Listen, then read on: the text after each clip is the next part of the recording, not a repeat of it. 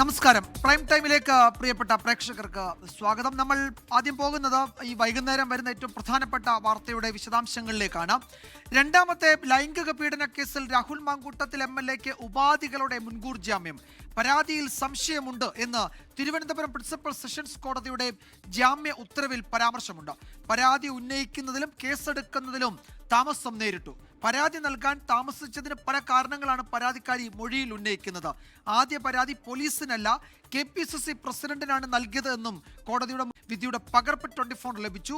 മുൻകൂർ ജാമ്യത്തിനെതിരെ ഹൈക്കോടതിയിൽ അപ്പീൽ നൽകാനാണ് സർക്കാർ തീരുമാനിച്ചിരിക്കുന്നത്. ഉമേഷ് ബാലകൃഷ്ണൻ തിരുവനന്തപുരത്ത് നിന്ന് വിശദാംശങ്ങൾ നൽകും. ഉമേഷ്, ഇത് ഈ മുൻകൂർ ജാമ്യാപേക്ഷയിലെ ഈ ഉത്തരവിൽ വളരെ ഗൗരവമുള്ള പരാമർശങ്ങളും നിരീക്ഷണങ്ങളുമാണല്ലോ ഉള്ളത്.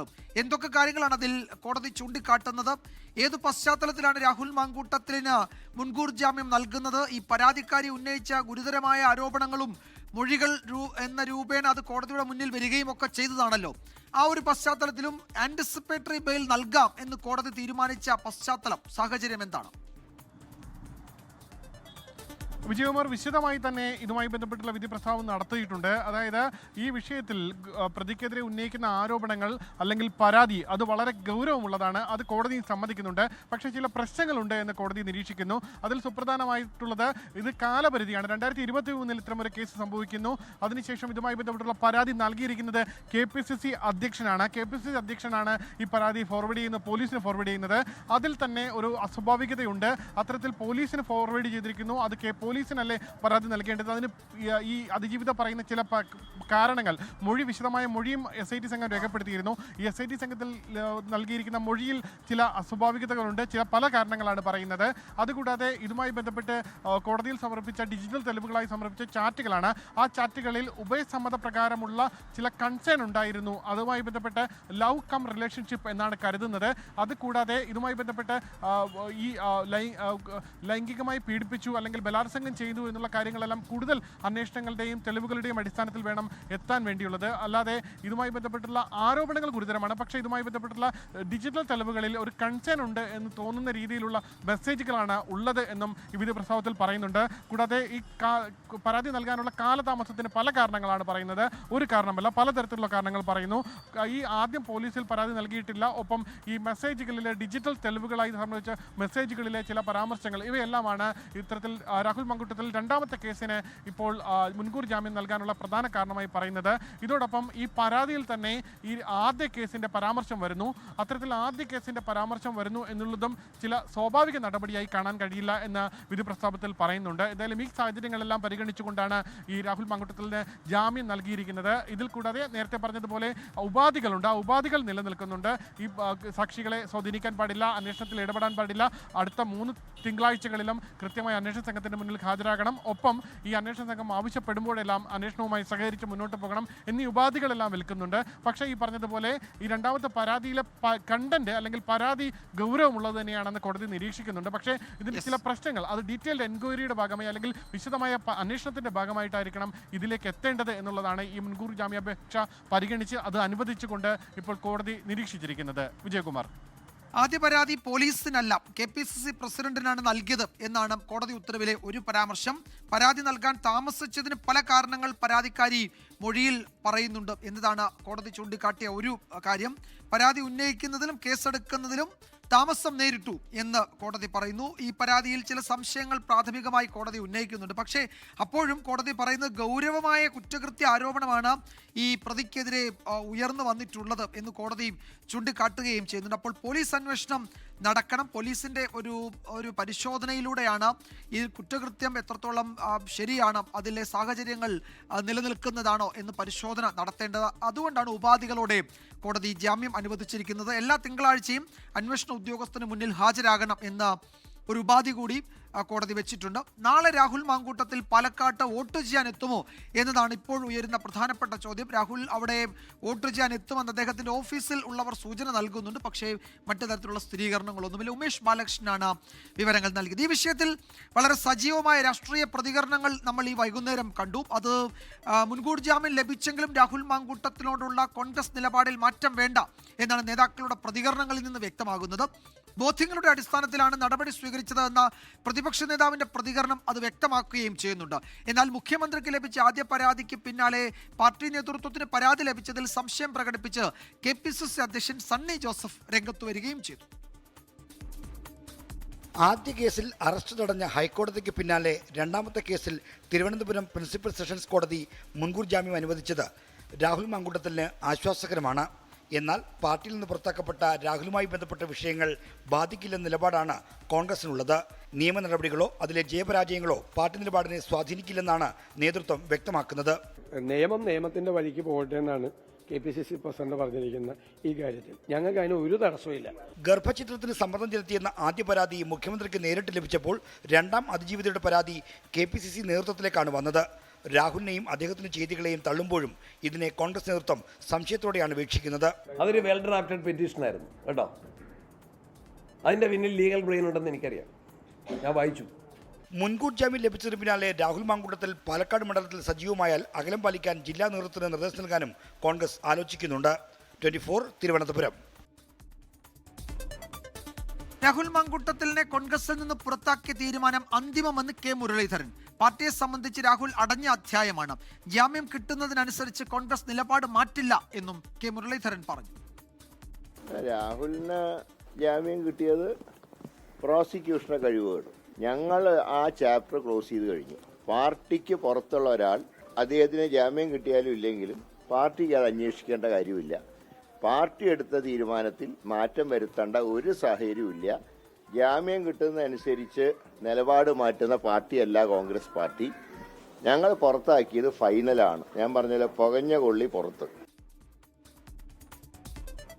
ഇനി മറ്റു റിപ്പോർട്ടുകളിലേക്ക്. വടക്കൻ കേരളം നാളെ വിധി എഴുതും. പഞ്ചായത്തിലോട്ട് കോ സ്പോൺസേഡ് ബൈ വോക്കർ ധരിക്കൂ, നടന്നുകൊണ്ടേയിരിക്കൂ.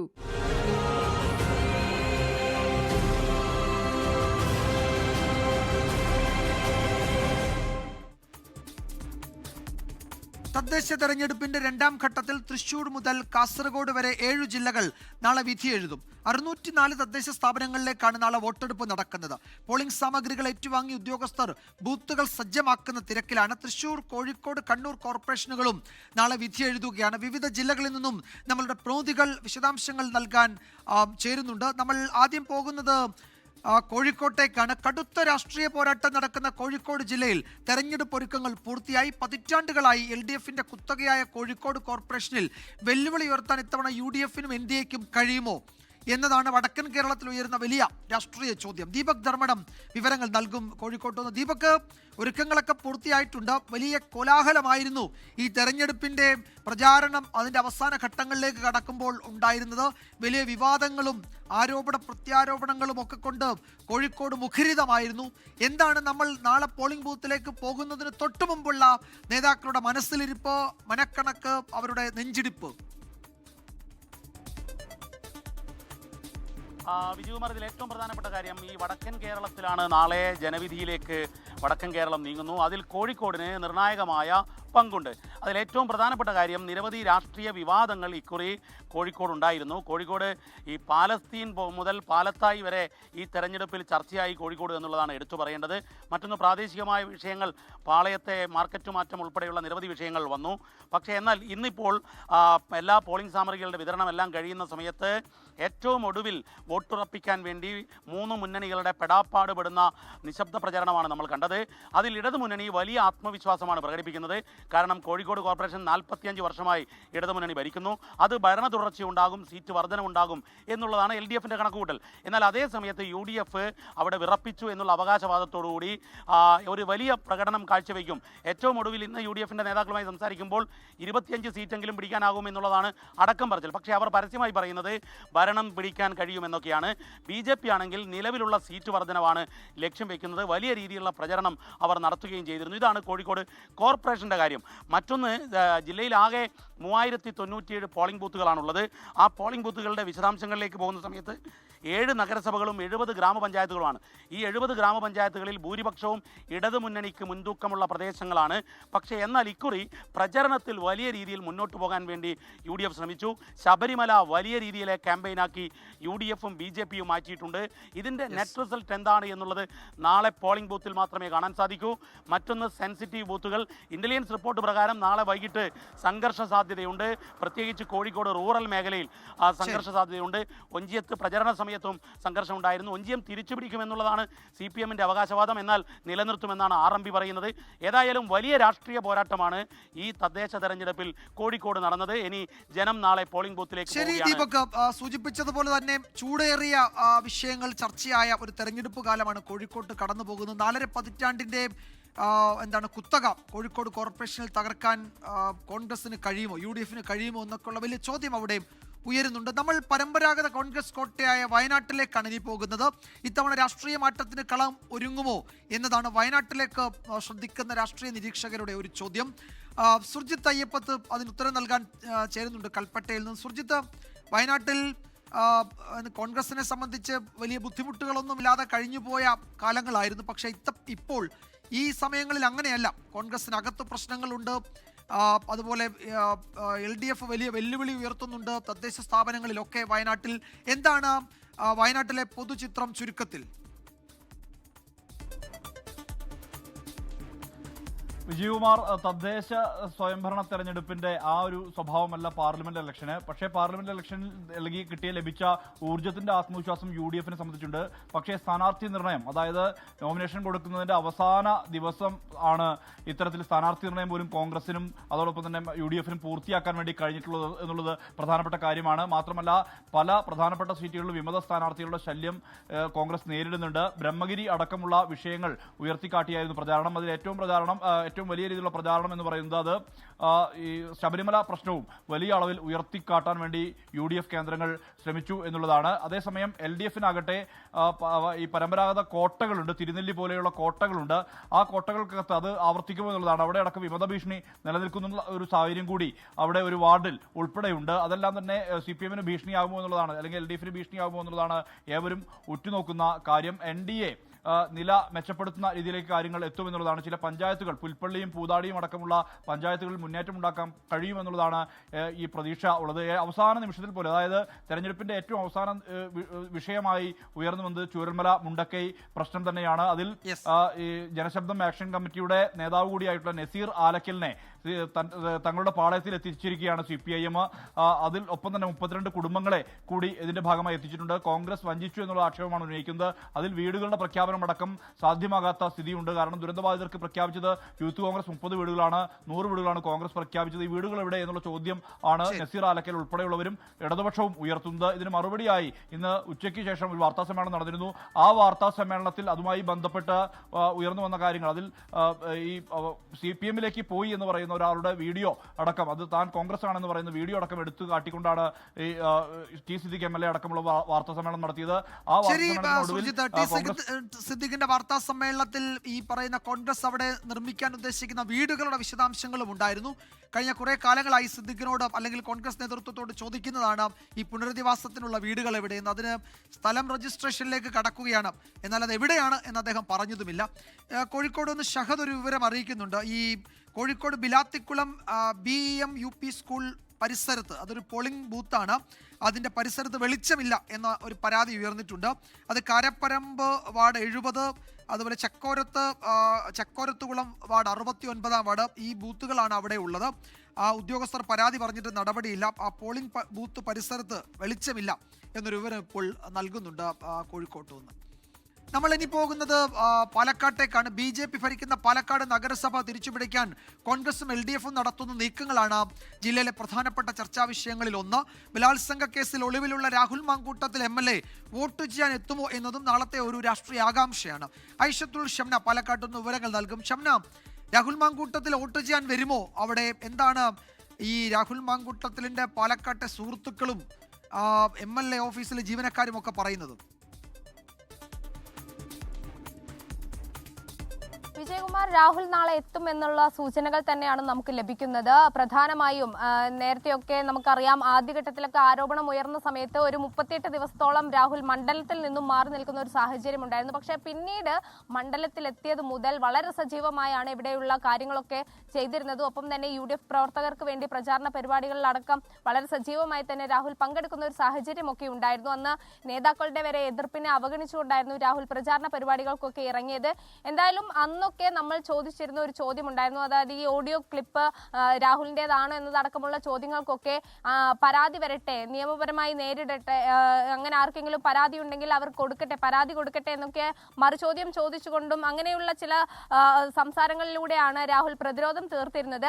എന്നാൽ പിന്നീട് ഈ അതിജീവിത മുഖ്യമന്ത്രിക്ക് നേരിട്ടെത്തി പരാതി നൽകിയതോടുകൂടി രാഹുലിനെ കാണാതായി. പിന്നീട് ഇപ്പോൾ 13 ദിവസമായും രാഹുൽ ഒളിവിലാണ്. എന്തായാലും കോടതിയിൽ നിന്ന് ഇത്തരത്തിൽ ഇന്ന് ഒരു ആശ്വാസ നടപടി അല്ലെങ്കിൽ ജാമ്യം ലഭിച്ചുകൊണ്ടുള്ള ഒരു ഉത്തരവ് വരുമ്പോൾ രാഹുൽ എന്തായാലും നാളെ എത്തുമെന്നാണ് നമുക്ക് ഇവിടെ നിന്ന് ലഭിക്കുന്ന സൂചനകൾ. നാളെ ഉച്ചയോടുകൂടി രാഹുൽ എത്തി വോട്ട് ചെയ്യും.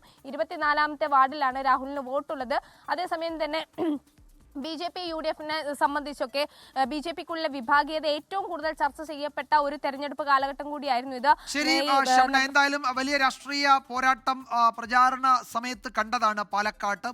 അത് വോട്ടായി പ്രതിഫലിക്കുമോ, പോളിംഗ് ബൂത്തിലേക്ക് ആളെത്തുമോ എന്നതൊക്കെ വലിയ ചോദ്യമാണ്. രാഹുൽ മാങ്കൂട്ടത്തിൽ ഉച്ചയോടെ വോട്ട് ചെയ്യാൻ എത്തും എന്നുള്ളതാണ് ഇതുവരെ വരുന്ന വിവരങ്ങൾ. മറ്റ് നിയമ തടസ്സമില്ലാത്തത് കൊണ്ട് MLAക്ക് മണ്ഡലത്തിലെത്തി വോട്ട് ചെയ്യാം.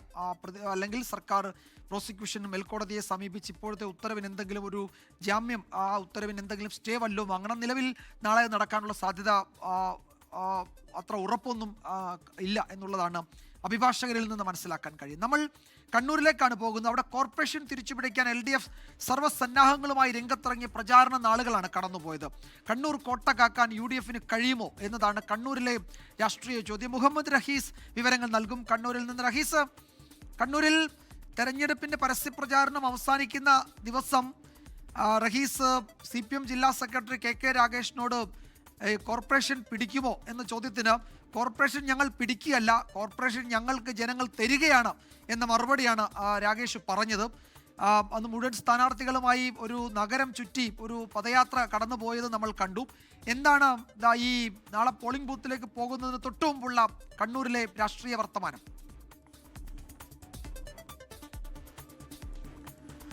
വിജയകുമാർ, മറ്റ് 5 കോർപ്പറേഷനുകളിലും വികസന മേന്മ പറഞ്ഞ് LDF വോട്ട് തേടിയപ്പോൾ ഇവിടെ വികസന മുരടിപ്പ് പറഞ്ഞുകൊണ്ട് തന്നെയാണ് LDF വോട്ട് തേടിയത്. അത് UDFന്റെ കയ്യിലിരിക്കുന്ന ഏക കോർപ്പറേഷൻ, UDF അവരുടെ കോട്ടയായി കാണുന്ന ഒരു കോർപ്പറേഷനിലാണ്. നാളെ അവിടുത്തെ വിധിയെഴുത്താണ് കണ്ണൂർ ജില്ലയെ സംബന്ധിച്ച് ഏറ്റവും പ്രധാനമായിട്ടുമുള്ളത്. അതിൽ UDF നേതാക്കൾ ഇപ്പോഴും പറയുന്നു 40-ലധികം സീറ്റ് നേടിക്കൊണ്ട് തങ്ങൾ അധികാരം നിലനിർത്തുമെന്ന് പറയുന്നു. അതേസമയം LDF സീറ്റിന്റെ കണക്ക് പറയുന്നില്ല, പക്ഷേ തീർച്ചയായിട്ടും കോർപ്പറേഷൻ തിരിച്ചുപിടിക്കുമെന്ന വലിയ വിശ്വാസമാണ് LDF ഉള്ളത്. അതിനപ്പുറത്തേക്ക് NDA ആകട്ടെ പ്രധാനമായും 5 ഡിവിഷനുകളിലാണ് വിജയ സാധ്യത വെച്ച് പുലർത്തുന്നത്. അതിൽ 2-3 സീറ്റുകളിൽ അവർക്ക് ഉറച്ച വിജയപ്രതീക്ഷയുണ്ട്.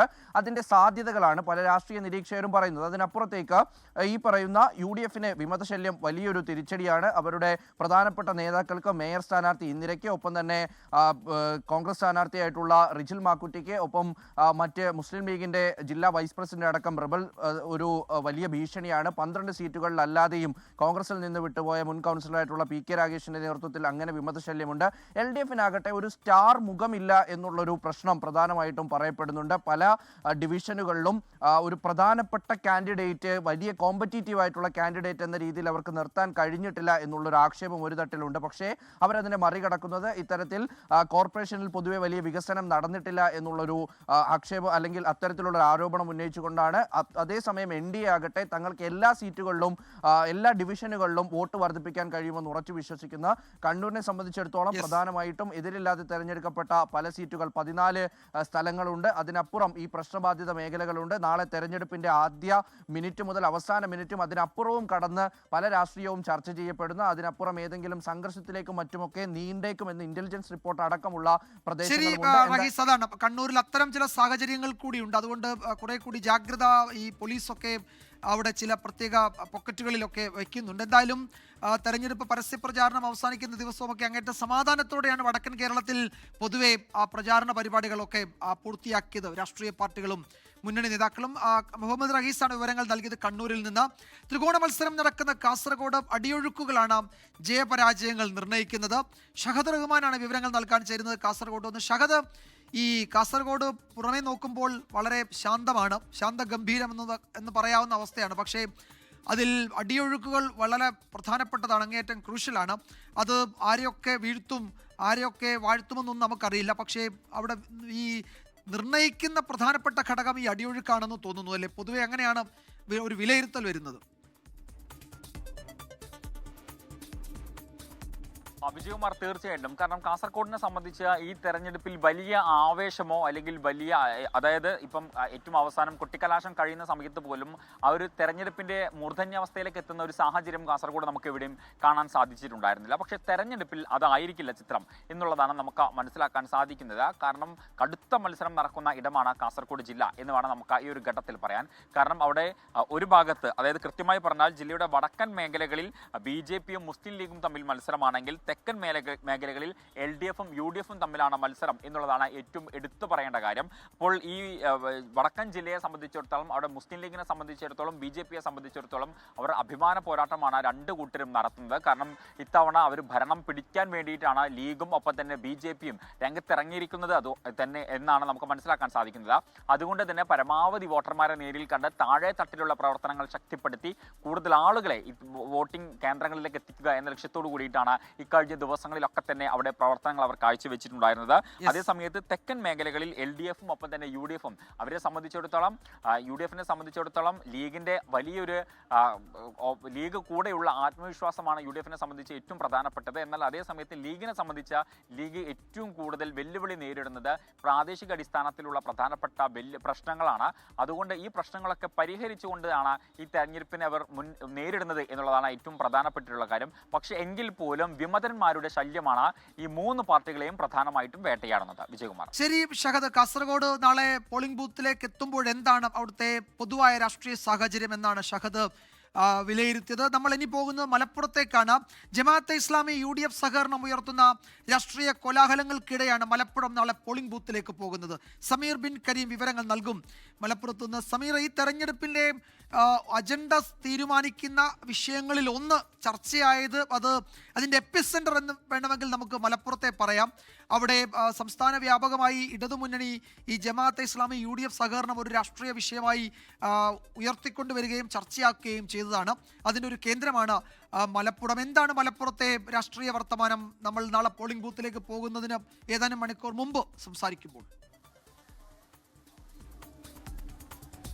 വിജയകുമാർ, പ്രത്യക്ഷത്തിൽ മലപ്പുറം എന്ന് പറയുന്നത് UDFിന്റെ ശക്തി കേന്ദ്രമാണ്. കൂടുതൽ ജില്ലാ പഞ്ചായത്തും ബ്ലോക്ക് പഞ്ചായത്തുകളും മുനിസിപ്പാലിറ്റികളും ഒപ്പം തന്നെ എല്ലാം തന്നെ ഏറ്റവും കൂടുതൽ ഭരിക്കുന്നത് UDF ആണ്. അതുകൊണ്ട് തന്നെ വലിയ ആത്മവിശ്വാസം UDFിനുണ്ട്. ഈ വെൽഫെയർ പാർട്ടിയുമായിട്ടുള്ള സഹകരണം പ്രാദേശിക തലത്തിൽ വലിയ രീതിയിൽ ഉപകാരപ്പെടും, അത് മേധാവിത്വം ഉണ്ടാക്കാൻ സാധിക്കുമെന്നുള്ളത് അതുമായി ബന്ധപ്പെട്ട് UDFിന്റെ ആത്മവിശ്വാസം. എന്നാൽ നേരെ LDF വെച്ച് പുലർത്തുന്നത് നിലവിൽ അടിയൊഴുക്കുകൾ വലിയ തോതിൽ കാര്യമായിട്ട് തന്നെ UDFിന്റെ ഭാഗത്തുണ്ടാകും. കാരണം ഈ വെൽഫെയർ പാർട്ടി സഹകരണം വലിയ തോതിൽ ചർച്ച ചെയ്തതാണ്. അതുകൊണ്ട് തന്നെ അതിനോട് വിയോജിപ്പുള്ള UDFിലെ തന്നെ നിരവധിയായിട്ടുള്ള പ്രവർത്തകരുണ്ട്. അത്തരത്തിലുള്ള പ്രവർത്തകരുടെ വോട്ടുകളൊക്കെ തന്നെ തങ്ങൾക്ക് അനുകൂലമായി മാറും. മാത്രമല്ല മറ്റു ഭൂരിപക്ഷ വോട്ടുകളും ഒക്കെ തന്നെ അനുകൂലമായി മാറും. അങ്ങനെ വലിയൊരു മുന്നേറ്റം LDFിന് ഉണ്ടാക്കാൻ കഴിയുമെന്നുള്ള പ്രതീക്ഷയും LDF മുന്നോട്ട് വെക്കുകയാണ്. മാത്രമല്ല ഈ നഗരസഭയിലേക്ക് വരികയാണെങ്കിൽ പൊന്നാനി നഗരസഭ നിലവിൽ LDFിന്റെ കോട്ടയാണ്. അവിടെ LDFിന് വലിയ ബുദ്ധിമുട്ടോ പ്രയാസം ഉണ്ടാവില്ല എന്നാണ് LDF പറയുന്നത്. എന്നാൽ നിലമ്പൂരിലേക്ക് വരികയാണെങ്കിൽ നിലമ്പൂർ ഉപതെരഞ്ഞെടുപ്പിൽ ഈ നിലമ്പൂർ നഗരസഭയിലടക്കം UDFിന് വലിയ മേധാവിത്വം ഉണ്ടായിട്ടുണ്ട്. അതുകൊണ്ട് തന്നെ നിലമ്പൂർ നഗരസഭ ഇത്തവണ പിടിക്കാൻ കഴിയുമെന്നുള്ള ആത്മവിശ്വാസമാണ് നിലവിൽ UDF വെച്ച് പുലർത്തുന്നത്. മാത്രമല്ല PV അൻവർ ഫാക്ടർ നിലമ്പൂർ നഗരസഭയിൽ ഒപ്പം തന്നെ മലയോര മേഖലയിലും എങ്ങനെ അത് പ്രതിഫലിക്കുമെന്നുള്ള കാര്യത്തിലും ഒരു അവ്യക്തത നിലനിൽക്കുകയാണ്. അതുകൊണ്ട് തന്നെ ഇത് ആർക്ക് അനുകൂലമായിട്ട് മാറുമെന്നുള്ളതാണ് ഏറ്റവും പ്രധാനപ്പെട്ട ചോദ്യം. അതുകൊണ്ട് തന്നെ വലിയൊരു ആവേശവും ഒപ്പം തന്നെ സമീർ പറഞ്ഞതുപോലെ തന്നെ വലിയ ആവേശം തെരഞ്ഞെടുപ്പ് പ്രചാരണത്തിന്റെ മുഴുവൻ സമയവും മലപ്പുറത്തുണ്ടായിരുന്നു. പ്രചാരണം കൊട്ടിക്കലാശത്തിന്റെ ആ മണിക്കൂറിലും ഏറ്റവും ആവേശമുണ്ടായിരുന്ന ഒരു വടക്കൻ കേരളത്തിലെ ജില്ല കൂടിയാണ് മലപ്പുറം. അത് പോളിംഗ് ബൂത്തിലേക്ക് വോട്ടർമാർ എത്തുന്ന കാര്യത്തിലും ആവേശമുണ്ടാകും എന്ന് നമുക്ക് പ്രതീക്ഷിക്കാം. സമീർ ബിൻ കരീമാണ് വിവരങ്ങൾ നൽകിയത്. ഇനി നമ്മൾ പോകുന്നത് തൃശ്ശൂരിലേക്കാണ്. ലോക്സഭാ തെരഞ്ഞെടുപ്പിലെ സുരേഷ് ഗോപി മാജിക്കിൽ പ്രതീക്ഷ അർപ്പിച്ച് BJP വലിയ കണക്കുകൂട്ടലുകൾ നടത്തുന്ന ഒരു ജില്ലയാണ് തൃശ്ശൂർ. സൂരജ് സജിയാണ് വിവരങ്ങൾ നൽകാൻ ചേരുന്നത് തൃശ്ശൂരിൽ നിന്ന്. സൂരജ്, തൃശ്ശൂർ കോർപ്പറേഷൻ അവിടെ എന്തു സംഭവിക്കുമെന്നത് കേരളം ആകെ ഉറ്റുനോക്കുന്ന ഒരു തെരഞ്ഞെടുപ്പ് കൂടിയാണിത്. പല പല സാധ്യതകൾ അവിടെ നിന്ന് ഇങ്ങനെ ഉയർന്നു വരുന്നുണ്ട്. പക്ഷേ നമുക്ക് ഏതെങ്കിലും തരത്തിൽ വോട്ടെണ്ണുമ്പോൾ മാത്രമേ പറയാൻ കഴിയൂ എന്ന തരത്തിലേക്ക് അങ്ങേയറ്റം ഇഞ്ചോടിഞ്ച് ഒപ്പത്തിനൊപ്പം പോരാട്ടമാണ് തൃശ്ശൂരിലെന്ന് തോന്നുന്നു, അല്ലേ? തീർച്ചയായും വിജയകുമാർ, അതായത് ലോക്സഭാ തെരഞ്ഞെടുപ്പിന്റെ ഫലം വരുന്ന സമയത്ത് പോലും നമുക്ക് ഒരു തരത്തിലും പിടിതരാത്ത ഒരു പാർലമെന്റ് മണ്ഡലമായിരുന്നു ഈ തൃശ്ശൂർ എന്ന് പറയുന്നത്. അതുപോലെ തന്നെ ഈ തദ്ദേശ തെരഞ്ഞെടുപ്പും മാറുകയാണ്. പ്രത്യേകിച്ച് തൃശ്ശൂർ കോർപ്പറേഷൻ അക്ഷരാർത്ഥത്തിൽ 3 മുന്നണികളും ഒരുപോലെ പ്രതീക്ഷ വയ്ക്കുന്ന ഇടമായി തൃശ്ശൂർ കോർപ്പറേഷൻ മാറുന്നു. കഴിഞ്ഞ തവണ 25 സീറ്റ്, അതായത് കോൺഗ്രസിന്റെ വിമതനായിരുന്ന MK വർഗീസിനെ ഒപ്പം കൂട്ടിയാണ് LDF 25 സീറ്റിന്റെ ഭൂരിപക്ഷത്തിൽ കോർപ്പറേഷൻ പിടിച്ചത്. 24 സീറ്റ് UDF ലഭിച്ചു. അന്ന് BJPക്ക് 4 ഡിവിഷനുകളാണ് ഒപ്പം നിന്ന് 6 ഡിവിഷനുകളാണ് ഒപ്പം നിന്നത്. പക്ഷേ ഇത്തവണ BJP ആകട്ടെ സുരേഷ് ഗോപി നേടിയ വിജയം അതിൻ്റെ ഒരു ആവർത്തനം പ്രതീക്ഷിക്കുന്നുണ്ട്. അത് കോർപ്പറേഷനിൽ മാത്രമല്ല, തദ്ദേശ സ്വയംഭരണ സ്ഥാപനങ്ങളിലേക്ക് മറ്റിടങ്ങളിലേക്കൊക്കെ വന്നാൽ അവർക്ക് വലിയ മുന്നേറ്റം അവർ പ്രതീക്ഷിക്കുന്നുണ്ട്. ഇരിങ്ങാലക്കുട നഗരസഭയിലടക്കം BJP ഭരണം പിടിക്കുക എന്നുള്ളത് തന്നെയാണ് ലക്ഷ്യം വെക്കുന്നത്. കാരണം ഗുരുവായൂർ നിയോജക മണ്ഡലം ഒഴികെ ഒരു സ്ഥലത്തും മറ്റൊരു സ്ഥലത്തും മറ്റു പാർട്ടികൾക്ക് ലീഡ് ചെയ്യാൻ സാധിച്ചില്ല. ബാക്കി എല്ലായിടത്തും സുരേഷ് ഗോപി ലീഡ് ചെയ്യുന്ന ഒരു കാഴ്ചയാണ് ഉണ്ടായിരുന്നത്. അതുകൊണ്ട് തന്നെ BJP സംബന്ധിച്ച് വലിയ പ്രതീക്ഷ വെക്കുന്ന ഇടമായി തൃശ്ശൂർ ജില്ല ഒട്ടാകെ മാറുകയാണ്. പക്ഷേ UDF ആകട്ടെ അവരുടെ തിരിച്ചുവരവ് പ്രതീക്ഷിക്കുന്ന ജില്ലയാണ് തൃശ്ശൂർ. അവിടെ കോർപ്പറേഷൻ ഭരണത്തിലേക്ക് ഇക്കുറി എത്താൻ കഴിയുമെന്ന് UDF പ്രതീക്ഷ വെക്കുന്നു. LDF ആകട്ടെ പരമ്പരാഗതമായി തന്നെ LDFനൊപ്പം നിന്നു. അതായത് കഴിഞ്ഞ 10 വർഷമായി കോർപ്പറേഷൻ LDFനൊപ്പമാണ്. അതോടൊപ്പം തന്നെ പ്രാദേശികമായി പഞ്ചായത്തുകൾ എടുക്കട്ടെ, നഗരസഭകൾ എടുക്കട്ടെ, നഗരസഭകളൊക്കെ 5 നഗരസഭകൾ LDFനൊപ്പമാണ്. അതോടൊപ്പം തന്നെ ബ്ലോക്ക് പഞ്ചായത്തുകൾ എടുക്കട്ടെ, ഭൂരിഭാഗം LDFന്റെ കയ്യിലാണ്. അതുകൊണ്ട് തന്നെ അതിൽ പ്രതീക്ഷ അർപ്പിക്കുന്നു. പക്ഷേ UDFും BJPയും ഒക്കെ വലിയ പ്രതീക്ഷ വെക്കുന്നൊരു ജില്ലയായി തൃശ്ശൂർ മാറുന്നു. അത്തരത്തിൽ തന്നെയാണ് അരയും തലയും മുറുക്കി 3 മുന്നണികളും അവസാന നിമിഷം പോലും പോർവിളികളുമായി രംഗത്തെത്തുന്നതാണ് കണ്ടത്. ഇന്ന് പോലും സുരേഷ് ഗോപി കഴിഞ്ഞ ദിവസം ശാസ്തമംഗലത്ത് വോട്ട് ചെയ്ത വിഷയമടക്കം വലിയ രാഷ്ട്രീയ ചർച്ചയായി തൃശ്ശൂരിൽ മാറുന്നു. എന്തായാലും ശരി സൂരജ്, അങ്ങനെ വലിയ ചുട്ടുപൊള്ളുന്ന രാഷ്ട്രീയ വിഷയങ്ങൾ ചർച്ച ചെയ്ത ഒരു പ്രചാരണ കാലമാണ് തൃശ്ശൂരിൽ കടന്നു പോകുന്നത്. ഏതാണ്ട് ആദ്യഘട്ടത്തിൽ പോളിംഗ് ശതമാനത്തിൽ 2020-നേക്കാൾ കുറവ് വന്നിട്ടുണ്ട്. 2.5%, ഏതാണ്ട് 3%-നടുത്ത് കുറവ് വന്നിട്ടുണ്ട്.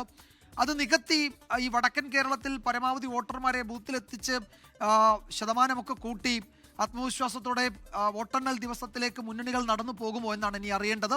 ഈ രാത്രിയിലും ഈ ബൂത്തിലേക്ക് ആളുകളെ എത്തിക്കാനുള്ള കൊണ്ടുപിടിച്ച ശ്രമങ്ങളിലാണ് രാഷ്ട്രീയ പാർട്ടി നേതാക്കളും പ്രവർത്തകരും അണികളും ഒക്കെ. അത് ഫലം കാണുമോ എന്നത് നാളെ വൈകിട്ട് അറിയാം. നമ്മൾ 7 ജില്ലകളിലൂടെയാണ് കടന്നുപോയത്. ഇനി മറ്റ് വാർത്തകളിലേക്ക് നമ്മൾ വരും ഇടവേളയ്ക്ക് ശേഷം. പ്രൈം ടൈമിലേക്ക് വീണ്ടും സ്വാഗതം. നമ്മൾ ഇനി പോകുന്നത് പാലക്കാട്ടേക്കാണ്. അവിടെ ഫിറ്റ്നസ് ഇല്ലാതെ അടച്ചിട്ട സ്കൂൾ കെട്ടിടത്തിൽ പോളിംഗ് ബൂത്ത് സജ്ജമാക്കി എന്നാണ് പരാതി. Palakkad Pallanchathanoor government junior basic സ്കൂളിലെ കെട്ടിടത്തിലാണ് പോളിംഗ് ബൂത്ത് ഒരുക്കിയത്. ഫിറ്റ്നസ് സർട്ടിഫിക്കറ്റ് ഇല്ല എന്ന് നേരത്തെ അറിയിച്ചിരുന്നുവെന്നും പഞ്ചായത്ത് തുടർ നടപടി സ്വീകരിച്ചില്ല എന്നും വാർഡ് മെമ്പർ ആരോപിച്ചു. എന്നാൽ സുരക്ഷ ഉറപ്പാക്കിയ ശേഷമാണ് പോളിംഗ് ബൂത്ത് ഒരുക്കിയതെന്നാണ് പഞ്ചായത്തിന്റെ വിശദീകരണം. ഐഷത്തുൽ ഷംനയാണ് പാലക്കാട്ടിൽ നിന്ന് വിശദാംശങ്ങൾ നൽകാൻ ചേരുന്നത്. ഷംന, ഇക്കാര്യത്തിൽ എന്താണ് പഞ്ചായത്തിന്റെയും അതുപോലെ അതിൽ തെരഞ്ഞെടുപ്പ് കമ്മീഷൻ ഇപ്പോൾ അവിടെ ഒരു ബൂത്ത് ഒരുക്കിയ സാഹചര്യത്തിൽ ജില്ലാ ഭരണകൂടവും അതിലൊരു വിശദീകരണം നൽകണമല്ലോ, എന്താണ് വിവരങ്ങൾ?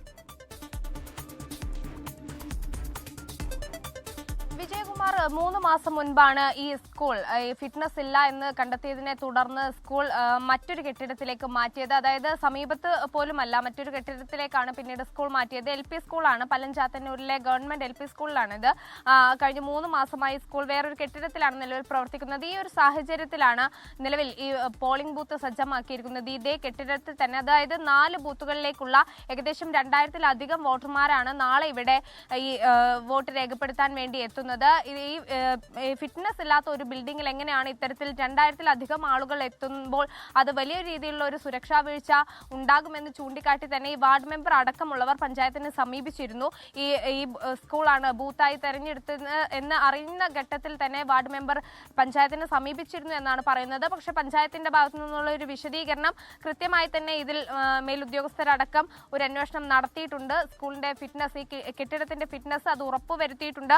പക്ഷേ എന്തുകൊണ്ട് നേരത്തെ സ്കൂൾ മാറ്റി അല്ലെങ്കിൽ കുട്ടികളെ അവിടെ നിന്നും മാറ്റി എന്നതിന് ഒരു ഉത്തരം നൽകുന്നത് നേരത്തെയൊക്കെ മുൻപ് പല സ്കൂളുകളിലും ഇത്തരത്തിൽ ചില പ്രശ്നങ്ങൾ കാരണം, ചില ഫിറ്റ്നസ് കുറവ് മൂലം കുട്ടികൾക്ക് അപകട ഭീഷണി നിലനിൽക്കുന്ന ഒരു സാഹചര്യം ഉണ്ടായിരുന്നു. അന്ന് ഉള്ള ഒരു സർക്കാരിന്റെ ഒരു ഉത്തരവ് പ്രകാരമാണ് കുട്ടികളെ നേരത്തെ തന്നെ സുരക്ഷാ കരുതലെടുത്ത് മാറ്റിയത്. പക്ഷേ നിലവിൽ അങ്ങനെ 2000-ഓളം വോട്ടർമാരെത്തുമ്പോൾ വലിയ ഭീതിപ്പെടുത്തുന്ന ഒരു സാഹചര്യമില്ല. അതിനുള്ള ഒരു ബൂത്ത് ഒരുക്കാനുള്ള സുരക്ഷയൊക്കെ ഫിറ്റ്നസ് ഒക്കെ നിലവിൽ ആ കെട്ടിടത്തിനുണ്ട് എന്ന് ഉദ്യോഗസ്ഥരെത്തി ഉറപ്പുവരുത്തിയിട്ടുണ്ട് എന്നാണ് ഇപ്പോൾ പഞ്ചായത്തിന്റെ വിശദീകരണം. എന്തായാലും ജില്ലാ ഭരണകൂടത്തിന്റെയും വിശദീകരണം അത് തന്നെയാണ്. ഉദ്യോഗസ്ഥരെത്തി ആ ഫിറ്റ്നസ് ഉറപ്പുവരുത്തിയിട്ടുണ്ടെന്നാണ്. പക്ഷേ സുരക്ഷ ഉറപ്പാക്കിയ ശേഷമാണ് പോളിംഗ് ബൂത്ത് ഒരുക്കിയത് എന്ന് പഞ്ചായത്ത് വിശദീകരിക്കുന്നുണ്ട്. അവിടെ വോട്ടേഴ്സ് എത്തിയാലും അവർക്ക് ഏതെങ്കിലും തരത്തിൽ പ്രശ്നങ്ങളൊന്നും ഉണ്ടാകില്ല എന്ന് ഉറപ്പുവരുത്തിയിട്ടുണ്ട് എന്നാണ് പഞ്ചായത്തിന്റെ വിശദീകരണം. അത് മുഖവിലക്കെടുത്താണ് അവിടെ പോളിംഗ് ബൂത്ത് ഇപ്പോൾ സജ്ജമാക്കിയിരിക്കുന്നത്. ഐഷത്തുൽ ഷംനയാണ് വിവരങ്ങൾ നൽകിയത് പാലക്കാട്ട് നിന്ന്. മറ്റ് റിപ്പോർട്ടുകളിലേക്ക്. നടി ആക്രമിക്കപ്പെട്ട കേസിലെ വിധിക്ക് പിന്നാലെ കുറ്റവിമുക്തനായ ദിലീപിനെ സിനിമാ സംഘടനകളിലേക്ക് തിരിച്ചെടുക്കാനുള്ള നീക്കത്തിൽ ഒരു വിഭാഗത്തിന് കടുത്ത അതൃപ്തി. ഇന്നലെ ഫെഫ്കയിൽ നിന്ന് ഡബ്ബിംഗ് ആർട്ടിസ്റ്റ് ഭാഗ്യലക്ഷ്മി രാജിവെച്ചിരുന്നു. അതേസമയം 6 പ്രതികൾക്കുള്ള ശിക്ഷാവിധിക്ക് ശേഷം അപ്പീൽ നൽകാനാണ് പ്രോസിക്യൂഷന്റെ തീരുമാനം. തനിക്കെതിരായ സൈബർ ആക്രമണങ്ങളിൽ തളരില്ല എന്ന് അതിജീവിതയുടെ അഭിഭാഷക അഡ്വക്കേറ്റ് TB മിനി 24നോട് പറഞ്ഞു. നടി ആക്രമിച്ച കേസിൽ നടൻ ദിലീപ് കുറ്റവിമുക്തരായതിനു പിന്നാലെ സിനിമാ മേഖല രണ്ടായി പിളർന്നു നിൽക്കുകയാണ്. അതിജീവിതയ്ക്കൊപ്പമെന്ന് ഒരു വിഭാഗവും കുറ്റമുക്തനായതോടെ ദിലീപിനും നീതി ലഭിച്ചുവെന്ന് കരുതുന്ന മറുവിഭാഗവും. അമ്മ, ഫെഫ്ക ഉൾപ്പെടെയുള്ള സംഘടനകളിലേക്ക് ദിലീപിനെ ഉടൻ തിരിച്ചെടുക്കുന്നതിൽ കടുത്ത അതിർത്തി സിനിമാ മേഖലയിലുണ്ട്. ഇന്നലെ ഡബ്ബിംഗ് ആർട്ടിസ്റ്റ് ഭാഗ്യലക്ഷ്മി ഫെഫ്കയിൽ നിന്ന് രാജിവെച്ചിരുന്നു.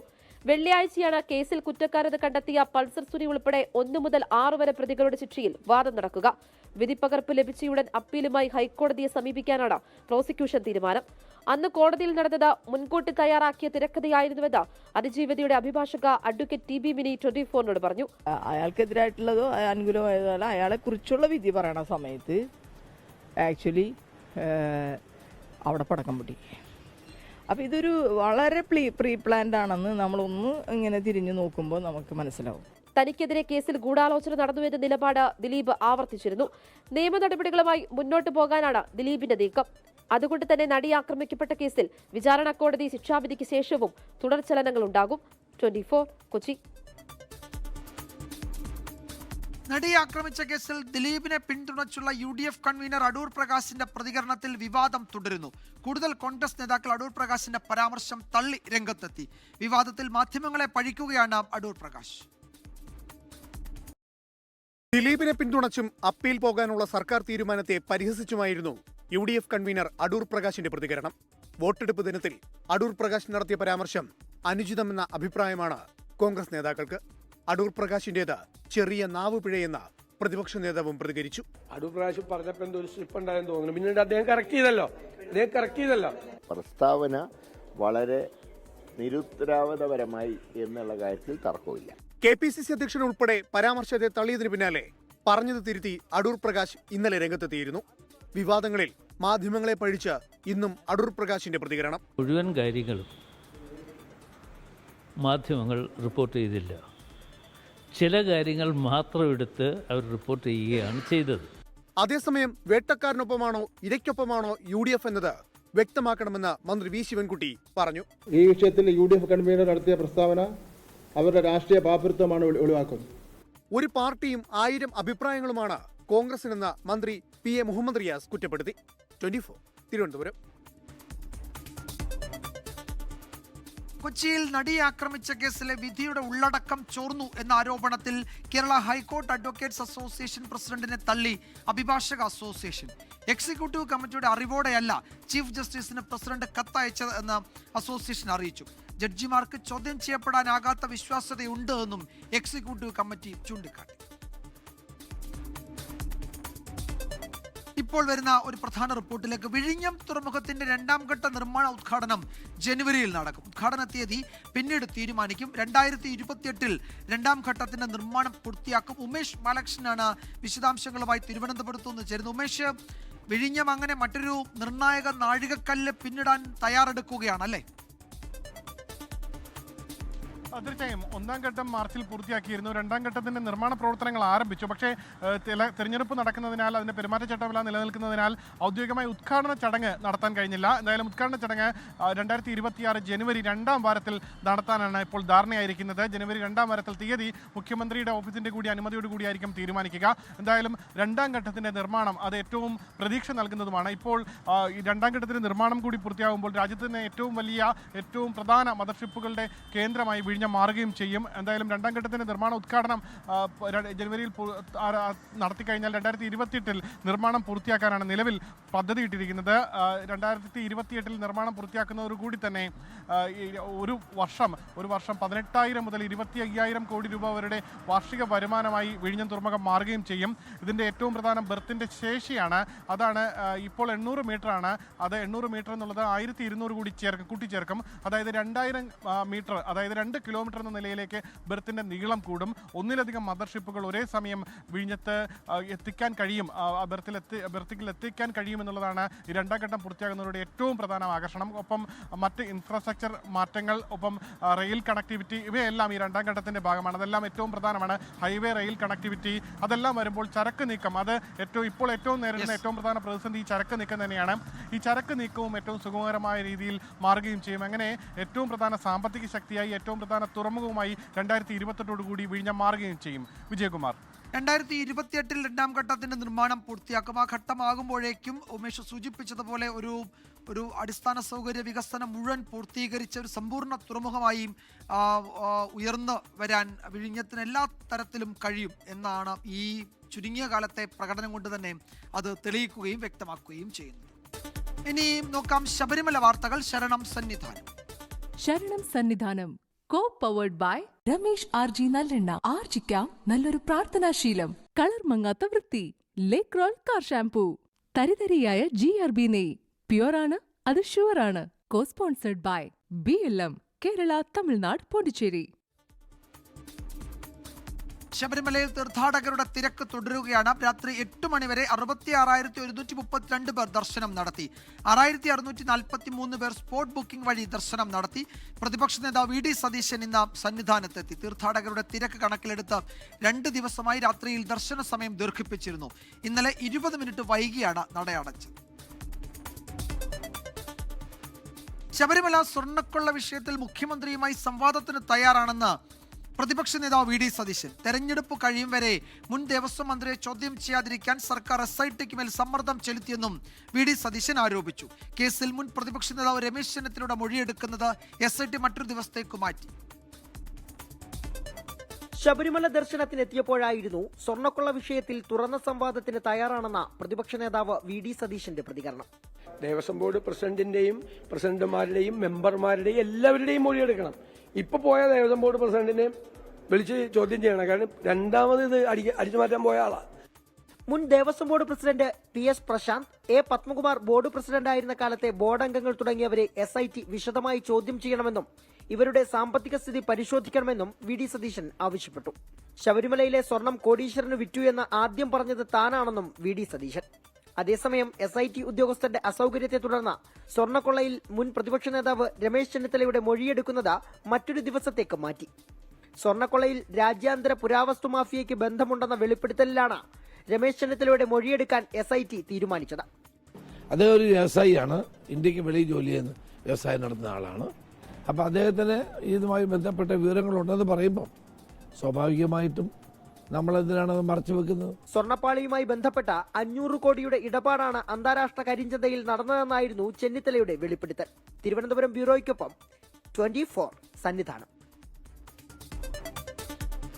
എറണാകുളത്ത് മലയാറ്റൂരിൽ 19-കാരിയെ തലക്കടിച്ച് കൊലപ്പെടുത്തിയ ആൺ സുഹൃത്ത് അലൻ അറസ്റ്റിലായി. സംശയത്തെ തുടർന്ന് നടത്തിയ കൊലപാതകമെന്നാണ് പോലീസ് പറയുന്നത്. പെൺകുട്ടി അതിക്രൂര മർദ്ദനം നേരിട്ടു എന്ന് പോസ്റ്റ്മോർട്ടം റിപ്പോർട്ടിലെ പ്രാഥമിക നിഗമനം. ശനിയാഴ്ച വൈകിട്ടോടെയാണ് ചിത്രപ്രിയയെ കാണാനില്ലെന്ന പരാതി വീട്ടുകാർ കാലടി പോലീസിൽ നൽകിയത്. ഇന്നലെ ആളൊഴിഞ്ഞ പറമ്പിൽ നിന്ന് ചിത്രപ്രിയയുടെ മൃതദേഹം ലഭിച്ചു. തലക്കടിയേറ്റതായി ഇൻക്വസ്റ്റിൽ വ്യക്തമായി. ശരീരത്തിൽ മുറിപ്പാടുകൾ കണ്ടെത്തിയതോടെ കൊലപാതകമെന്ന് സ്ഥിരീകരിച്ചു. ചിത്രപ്രിയ ബൈക്കിൽ പോകുന്ന CCTV ദൃശ്യം പോലീസിന് ലഭിച്ചത് നിർണായകമായി.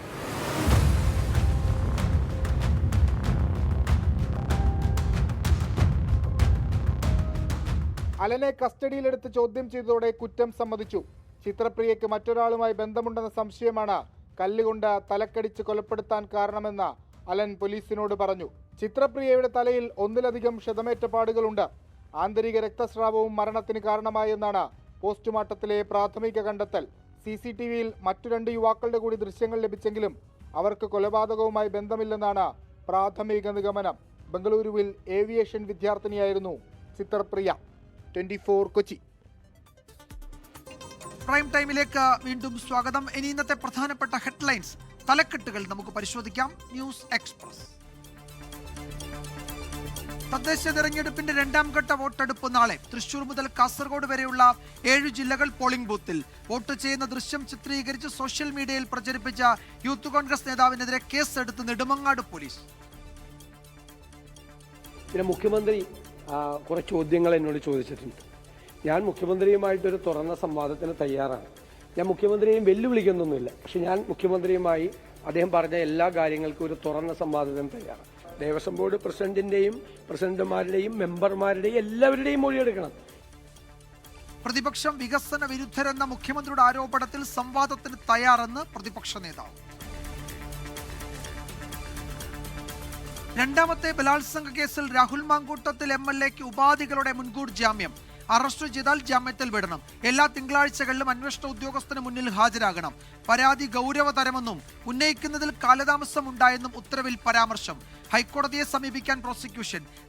നിയമത്തിന്റെ വഴിക്ക് പോകുമെന്ന് VD സതീശൻ. SIR-നെ ചൊല്ലി ലോക്സഭയിൽ അമിത്ഷാ രാഹുൽ ഗാന്ധി വാക്പോര്. പ്രതിപക്ഷത്തിന്റേത് നുണപ്രചാരണമെന്ന് കേന്ദ്ര ആഭ്യന്തരമന്ത്രി.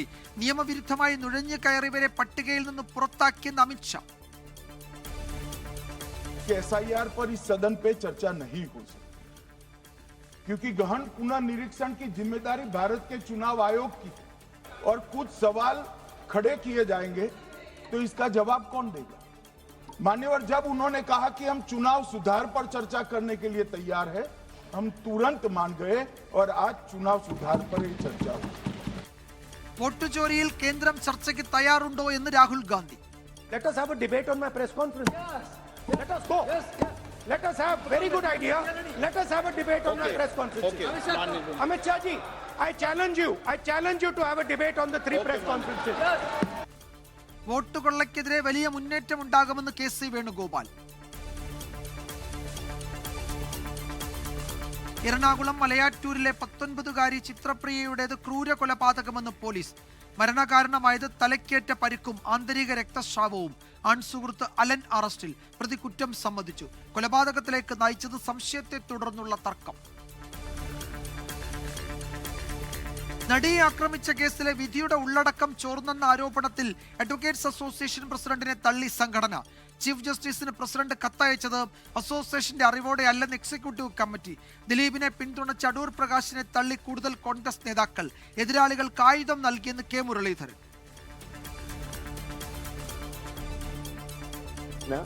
വളരെ നിരുത്തരവാദപരമായി എന്നുള്ള കാര്യത്തിൽ തർക്കമില്ല. കാരണം പാർട്ടി നിലപാട് വിധി വന്ന ഉടൻ തന്നെ KPCC പ്രസിഡന്റ് പ്രഖ്യാപിച്ചതാണ്. നയം വ്യക്തമാക്കി. ആ നയത്തിനെതിരായിട്ടുള്ള ഒരു സ്റ്റേറ്റ്മെൻറ്റാണ് അടൂർ പ്രകാശിൻ്റെ ഭാഗത്തുനിന്നുണ്ടായത്. അദ്ദേഹത്തിന് 19 വർഷത്തെ രാഷ്ട്രീയ പാരമ്പര്യമുണ്ട്. അങ്ങനെ ഒരു വ്യക്തി എന്താണ് ഇങ്ങനെ ഒരു സ്റ്റേറ്റ്മെൻറ്റ് ഇറക്കിയത് എന്ന് എനിക്ക് മനസ്സിലാവുന്നില്ല. ഏതായാലും അത് വളരെയധികം പ്രയാസങ്ങൾ ഉണ്ടായി സമൂഹത്തിൽ. മാധ്യമങ്ങളെ പഴിച്ചടൂർ പ്രകാശ്. സൂരജ് ലാമ തിരോധാനത്തിൽ പോലീസിനെതിരെ വീണ്ടും ഹൈക്കോടതി. വിദേശത്തുനിന്ന് പൗരന്മാർ നാട്ടിലെത്തിയാൽ അവർക്ക് വിലയില്ലാത്ത അവസ്ഥയെന്ന് കോടതി. പോലീസിനോട് റിപ്പോർട്ട് ആവശ്യപ്പെട്ടു. നെടുമ്പാശ്ശേരി വിമാനത്താവള അധികൃതരും വിശദീകരണം നൽകണം.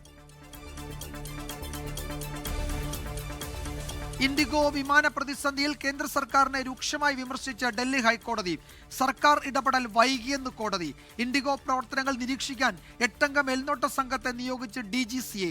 ഇൻഡിഗോയുടെ കോർപ്പറേറ്റ് ഓഫീസിൽ നിരീക്ഷണത്തിന് 2-അംഗ സംഘം. ഡിജിറ്റൽ സാങ്കേതിക സർവകലാശാലകളിലെ വൈസ് ചാൻസലർ നിയമനത്തിൽ സർക്കാരിന്റെ അനുനയ നീക്കത്തിന് വഴങ്ങാതെ ഗവർണർ. മന്ത്രിമാരായ P. രാജീവും ഡോക്ടർ R. ബിന്ദുവും നേരിട്ടെത്തിയിട്ടും നിലപാട് മാറ്റാതെ ഗവർണർ. കോടതി പറഞ്ഞതനുസരിച്ച് ഞങ്ങൾ ചർച്ച നടത്തിയിരിക്കുന്നു. അതിപ്പോൾ മാധ്യമങ്ങളുമായിട്ട് പങ്കുവയ്ക്കേണ്ടതല്ല. അത് സംബന്ധിച്ചുള്ള കാര്യങ്ങളിൽ ഒരു ചർച്ച നടന്നിരിക്കുന്നു.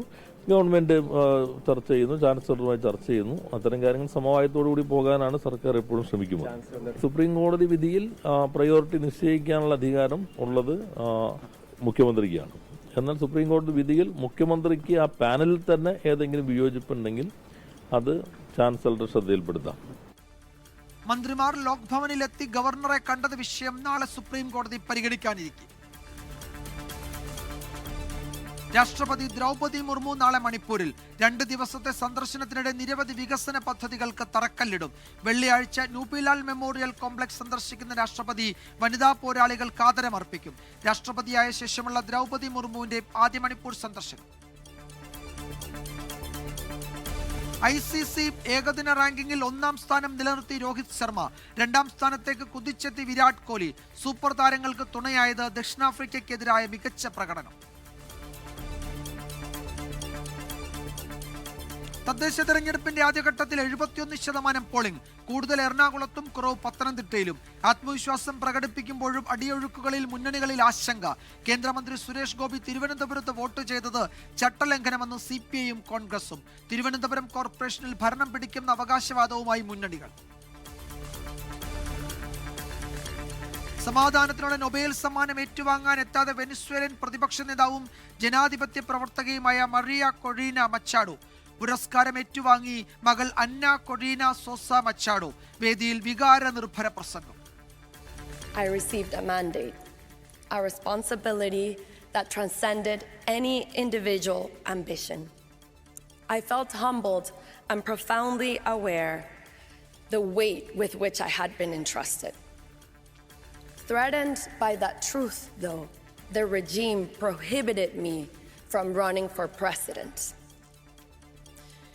It was a harsh blow, but mandates belong to the people. Venezuelan president Nicolas മഡൂറോയെ രൂക്ഷമായി വിമർശിച്ച് Norwegian Nobel committee chairman Jorgen Watne നെഫ്രഡ്നസ്.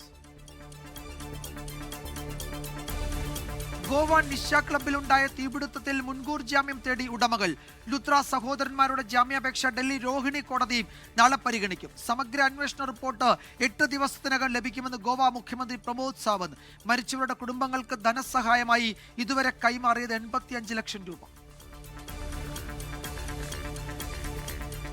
Thiruvananthapuram വർക്കലയിൽ റിസോർട്ടിൽ തീപിടുത്തം. 3 മുറികൾ പൂർണ്ണമായി കത്തി നശിച്ചു. ബ്രിട്ടീഷ് പൗരന് പൊള്ളലേറ്റു.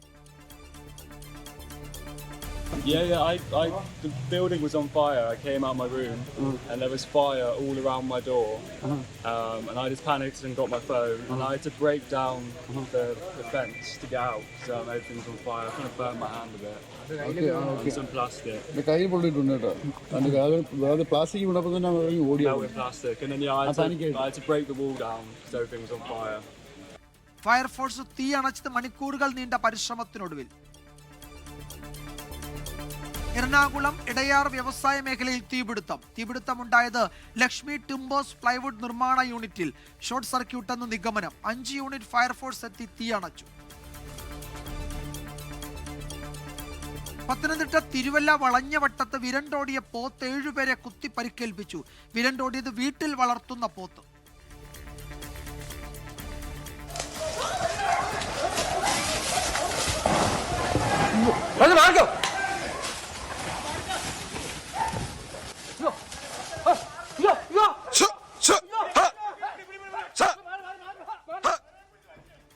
പരിക്കേറ്റവരിൽ ഫയർഫോഴ്സ് ഉദ്യോഗസ്ഥനും.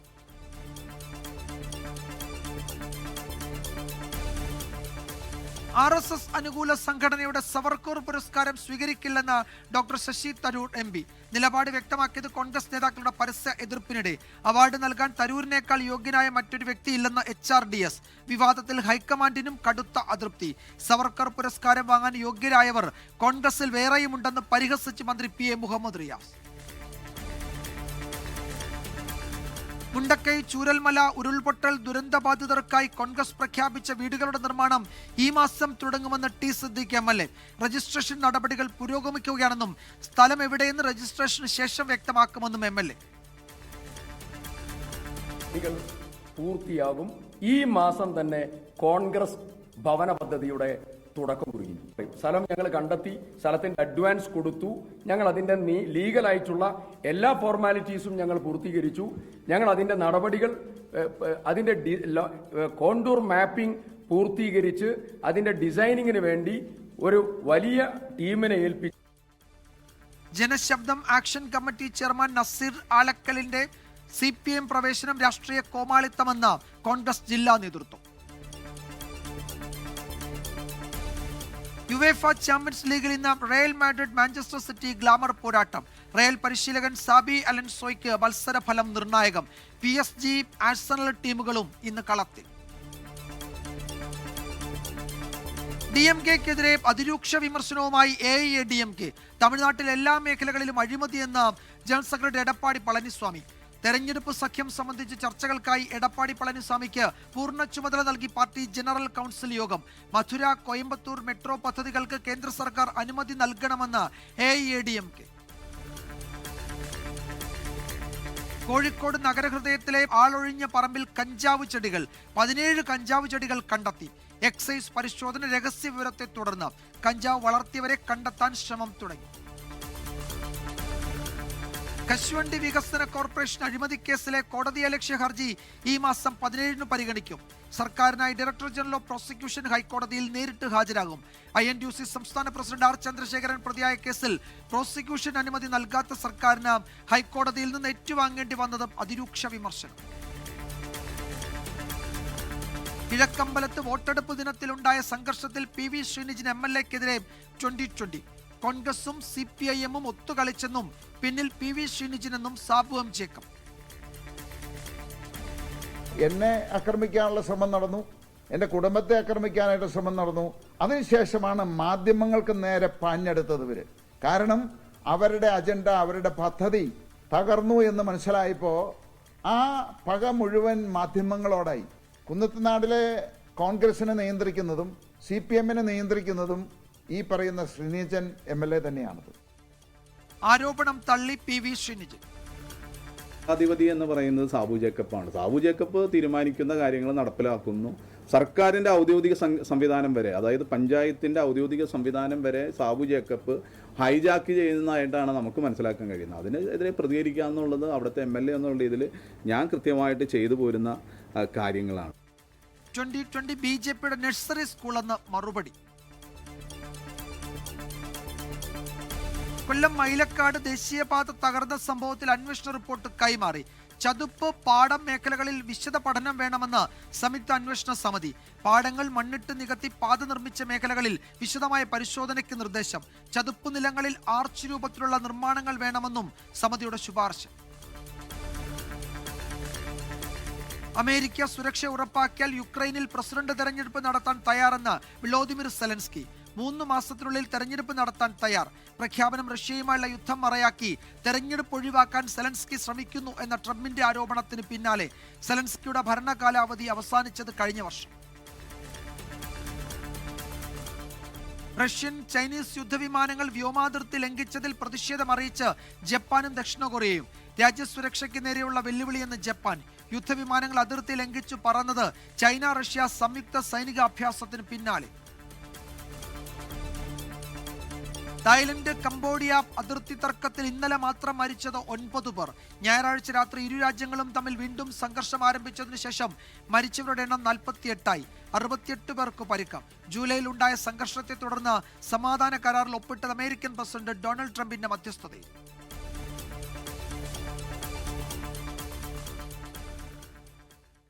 ഇനി ഇനി നമ്മൾ ഇന്നത്തെ മറ്റ് പ്രധാന റിപ്പോർട്ടുകളിലേക്ക് കടക്കുകയാണ്. ഡിജിറ്റൽ സാങ്കേതിക സർവകലാശാല VC നിയമനത്തിൽ സമവായമായില്ല.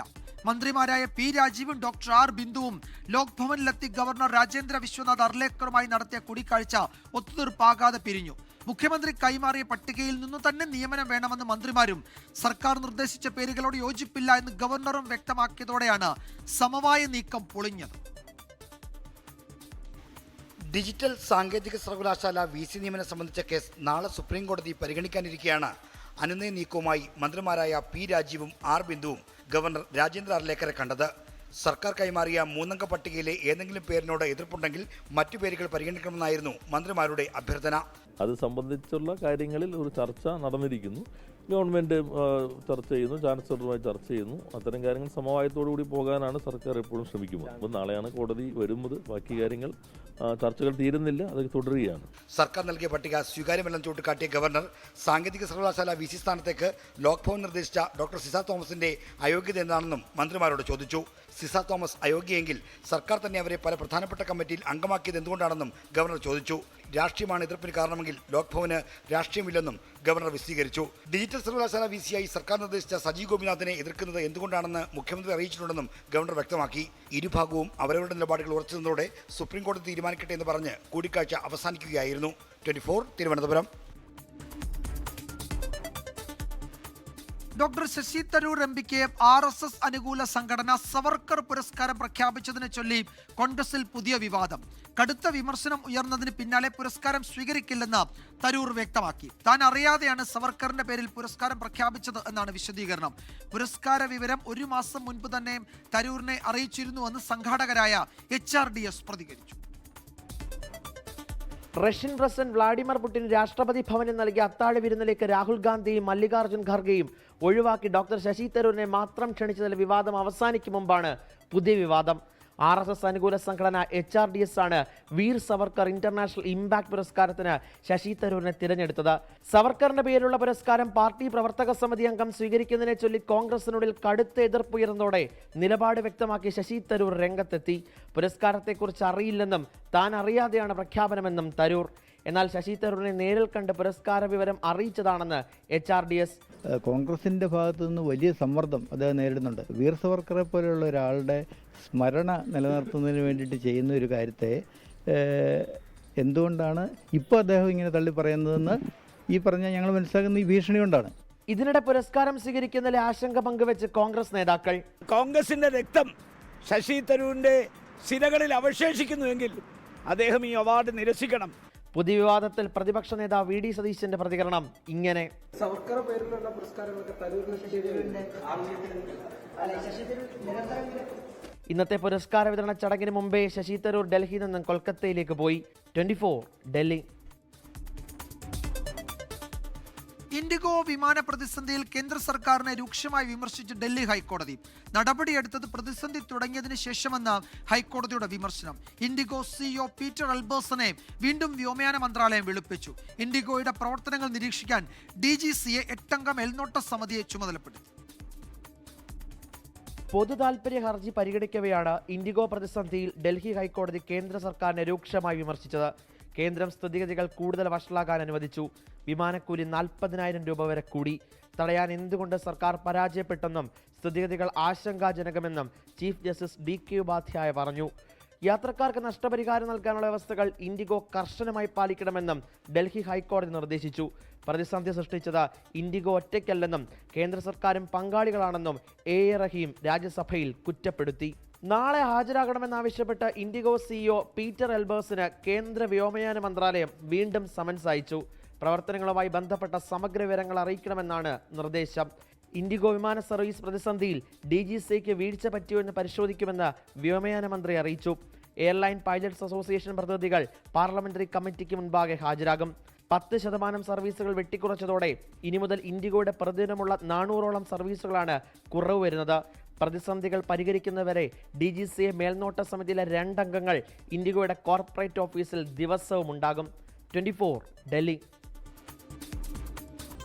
പ്രൈം ടൈമിലേക്ക് വീണ്ടും സ്വാഗതം. നമ്മൾ നേരത്തെ സൂചിപ്പിച്ച റിപ്പോർട്ടിലേക്കാണ്. പ്രതിപക്ഷ നേതാവിന്റെ സംവാദ ക്ഷണത്തിന് മറുപടിയുമായി മുഖ്യമന്ത്രി. താൻ ഉന്നയിച്ച ചോദ്യങ്ങൾക്ക് ഉത്തരമില്ല, എന്തിനേയും എതിർക്കുക എന്നത് നയമായി സ്വീകരിച്ചവരാണ് പ്രതിപക്ഷം നശീകരണ പക്ഷമെന്ന് സ്വയം കരുതുന്നു എന്ന് മുഖ്യമന്ത്രി ഫേസ്ബുക്കിൽ കുറിച്ചു.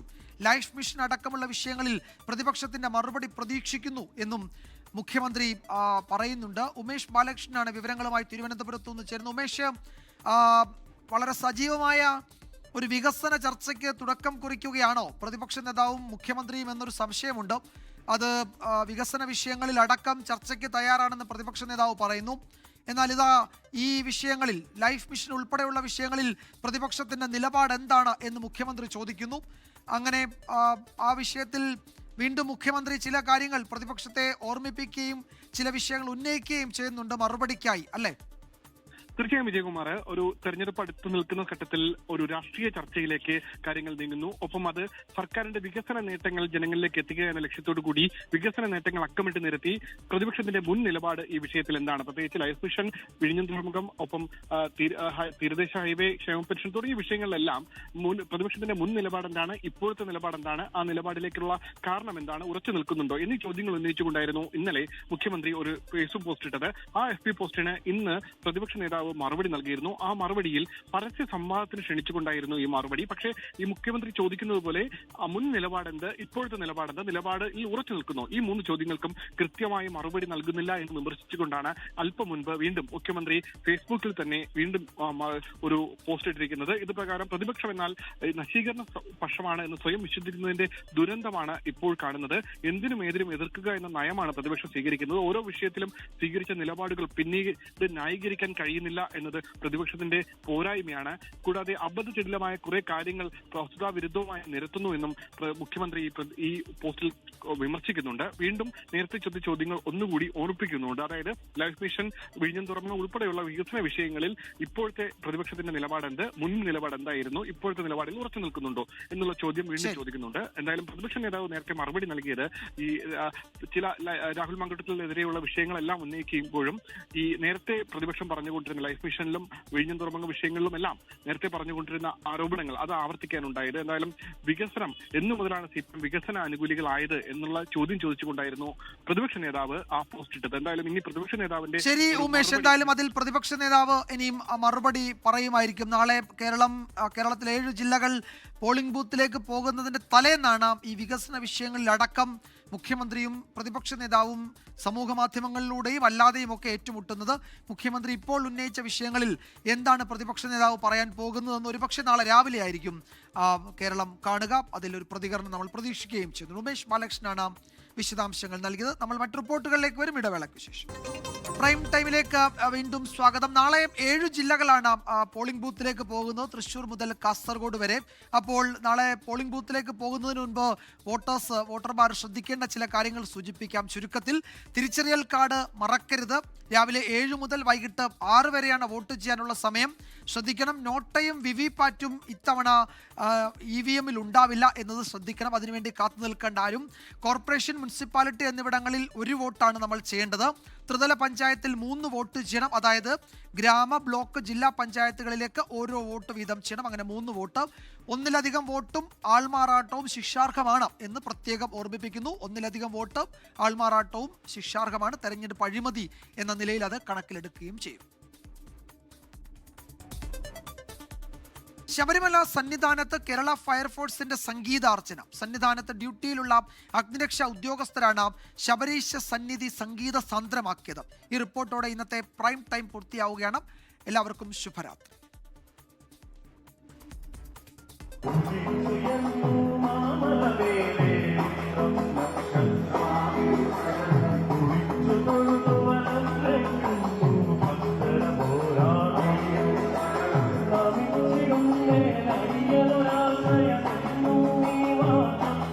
സന്ധ്യാദീപാരാധനയ്ക്ക് ശേഷമാണ് നടപ്പന്തലിലെ വേദിയിൽ ഭക്തിഗാനങ്ങൾ അലയടിച്ചത്. ഗായകർ, കാക്കിക്കുള്ളിലെ കലാകാരന്മാർ, കേരളത്തിന്റെ സ്വന്തം ഫയർഫോഴ്സ്.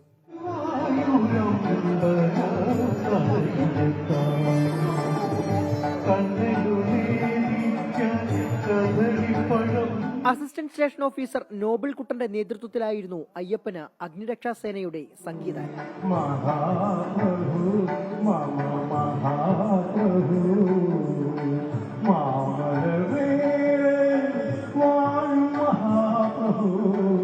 ഫയർമാൻമാരായ രാധാകൃഷ്ണൻ, രാജു, രാകേഷ് എന്നിവർക്കൊപ്പം സിവിൽ ഡിഫൻസിലെ പോസ്റ്റ് വാർഡൻ അജിത് കുമാറും വോളണ്ടിയർ രാധാകൃഷ്ണനും ഗാനങ്ങൾ ആലപിച്ചു.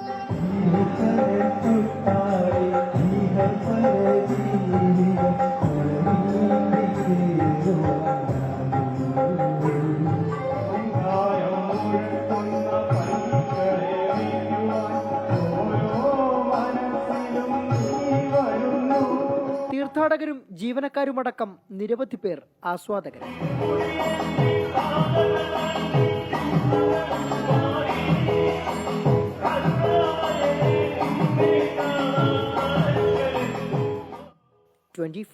സന്നിധാനം.